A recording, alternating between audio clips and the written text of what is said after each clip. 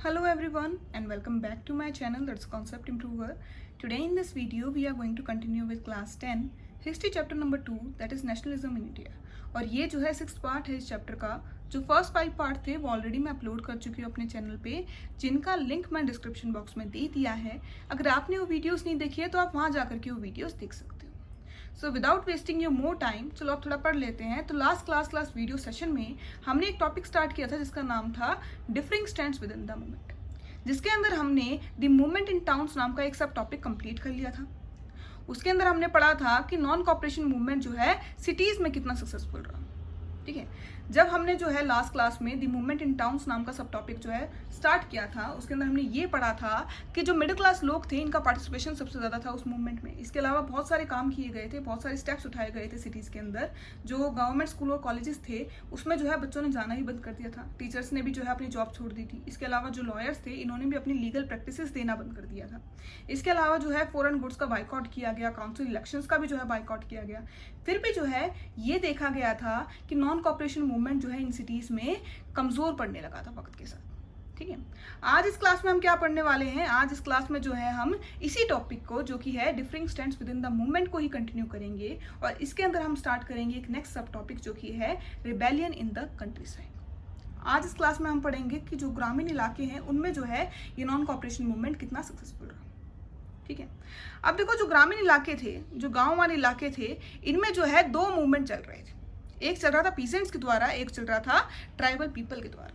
मतलब एक मूवमेंट जो है लड़ रहे थे किसान और दूसरा मूवमेंट लड़ रहे थे आदिवासी लोग। अब देखो हम पढ़ते हैं जो पीसेंट्स के द्वारा मूवमेंट स्टार्ट किया गया था, जो मूवमेंट किसानों के द्वारा स्टार्ट किया गया था, उसका नाम क्या था?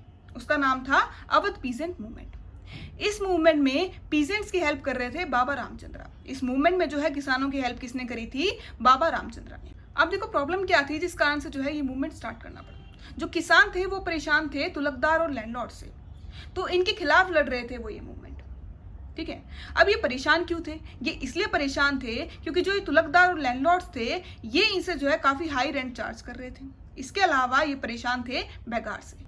अब देखो ये बेगार क्या होता है? इन किसानों से फोर्सफुली जो है लेबर वर्क करवाया जा रहा था, जिसके बदले में इन्हें जो है पेमेंट भी नहीं मिल रही थी। इन किसानों से जो है फोर्सफुली लेबर का काम करवाया जाता था और जिसके बदले में इन्हें जो है रुपए भी नहीं दिए जाते थे। इसीलिए जो है ये पीसेंट्स परेशान होकर के ये मूवमेंट स्टार्ट कर देते हैं बाबा रामचंद्रा की हेल्प से।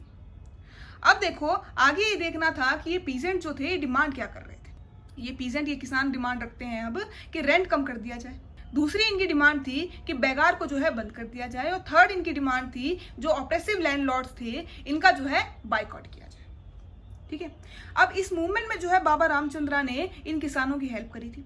इन्होंने जो है किसानों के साथ मिल करके इस मूवमेंट को स्टार्ट किया था, जिसमें इन्होंने क्या किया? इन्होंने किया नाई धोबी बंद।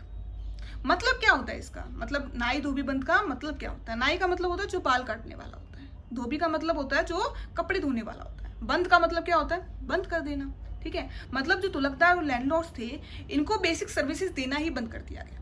मतलब जो नाई था उसने जो है बाल काटना बंद कर दिया। इसके अलावा जो वॉशर्स थे, मतलब जो कपड़े धोने वाले धोबी थे, इन्होंने जो है कपड़े धोने बंद कर दिए। अब देखो जून 1920 में अवध में एंट्री होती है जवाहरलाल नेहरू की, जिन्होंने बाबा रामचंद्रा के साथ मिलकर के अवध किसान सभा बनाई। अब देखो ये सभा जो है बनाई गई थी किसानों की हेल्प करने के लिए। इसके अलावा ये सभा इतनी पॉपुलर हो जाती है कि एक महीने के अंदर इस सभा की 300 से ज्यादा जो है ब्रांचेस बना दी गई थी इसके आसपास। अब तक तो सब ठीक चल रहा था, पर ये मूवमेंट जो है धीरे धीरे जो है वायलेंट होने लगता है। कैसे वायलेंट होने लगता है?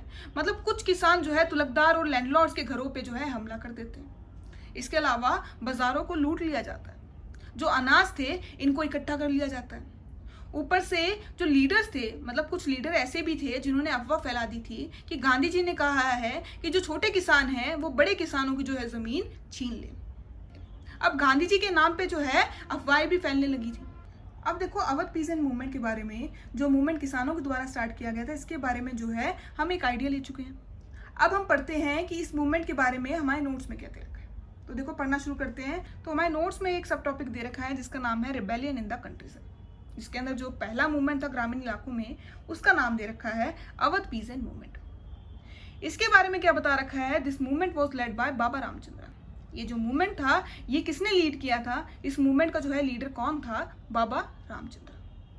इसके अलावा क्या बता रखा है, the movement was against the taluqdars and landlords who demanded from the peasant high rents and variety of other labour work without any payment. ये मूवमेंट जो है लड़ा जा रहा था तालुकदार और लैंडलॉर्ड्स के खिलाफ, जो है इन पीजेंट्स को परेशान कर रहे थे, जो है इन पीजेंट से जो है क्या डिमांड कर रहे थे, हाई रेंट, इसके अलावा जो है इनसे काम करवाते थे लेबर का बिना किसी पेमेंट के। अब देखो डिमांड क्या कर रहे थे ये पीजेंट्स, तो आगे दे रखा है डिमांड्स क्या क्या थी इनकी। इन्होंने जो है डिमांड करी थी रिडक्शन ऑफ रेवेन्यू की, मतलब रेंट को कम कर देने की जो है इन्होंने डिमांड रखी। इसके अलावा इन्होंने डिमांड करा अबॉलिशन ऑफ बेकार, मतलब जो इनसे जो है लेबर वर्क करवाया जा रहा था बिना किसी पेमेंट के, इसको जो है बंद करने के लिए इन्होंने कहा। इसके अलावा ये डिमांड कर रहे थे social boycott of oppressive landlords, ये जो है डिमांड कर रहे थे जो लैंडलॉर्ड्स इनको परेशान कर रहे थे उनका सोशल बाइकॉट। तो इसके अलावा क्या दे रखा है इस मूवमेंट के बारे में, in June 1920 Jawaharlal Nehru visited Awadh and Awadh Kisan Sabha was set up and headed by Jawaharlal Nehru and Baba Ramchandra. June 1920 में जो है अवध के अंदर जवाहरलाल नेहरू की एंट्री हो जाती है और उन्होंने जो है बाबा रामचंद्रा के साथ मिलकर के जो है एक सभा बनाई थी जिसका नाम था अवध किसान सभा। इसके अलावा क्या दे रखा है, in a short span of 1 month over 300 branches has been set up in the village.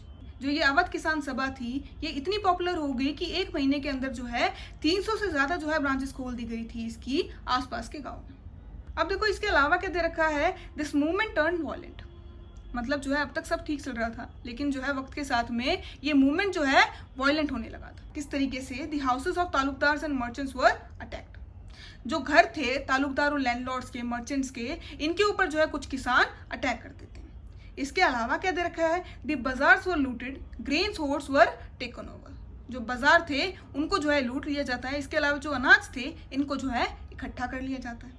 इसके अलावा क्या दे रखा है, local leader told peasant that Gandhi ji has declared that land has to be redistributed among poor. कुछ लीडर्स थे उन्होंने जो है अफवाह फैला दी कि गांधी जी ने ये बोला है कि जो छोटे किसान हैं ये बड़े किसानों की जमीन जो है छीन ले।